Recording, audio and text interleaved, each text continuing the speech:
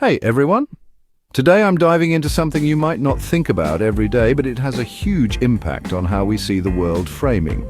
Ever notice how a single event can be reported in completely different ways depending on who's telling the story? That's framing at work. So, what exactly is framing? It's all about how information is presented to us. Think of it like a picture frame. The frame itself can highlight certain parts of the picture while hiding others, changing the overall impression we get. In the same way, the way information is framed affects our perception and decisions. For example, imagine you're at a store looking at two signs. One says 90% fat-free and the other says 10% fat. Both describe the same product, but the first one sounds a lot healthier, right?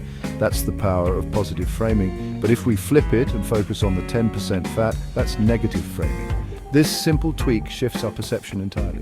Framing isn't just about words on a sign. It shows up everywhere, in news reports, advertisements, and even in conversations. Think about political debates. How a candidate frames their stance on an issue can make all the difference. They might highlight the benefits to sway you, or emphasize the risks to make you wary.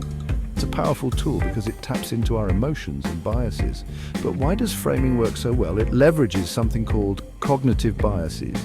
We humans have a tendency to take mental shortcuts, often without realizing it. These shortcuts help us make quick decisions, but they can also lead us astray. Framing exploits these shortcuts, nudging us towards a particular interpretation. Here's another interesting tidbit. Framing can even influence our memories. Researchers found that when people are asked questions framed a certain way, their recollections can change. If witnesses to an event are asked leading questions, they might remember things differently than if they were asked neutral questions. So, how can you use this knowledge? First, be aware of it. Recognize when framing is being used on you. Ask yourself, what's the bigger picture here? And second, use framing to your advantage.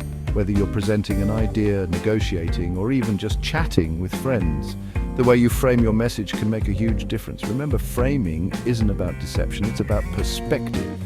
How we frame things shapes our reality, for better or worse. By understanding and using framing effectively, we can communicate more clearly and make better decisions. Thanks for tuning in. If you found this interesting, hit that like button and subscribe for more deep dives into the fascinating ways our minds work. See you next time.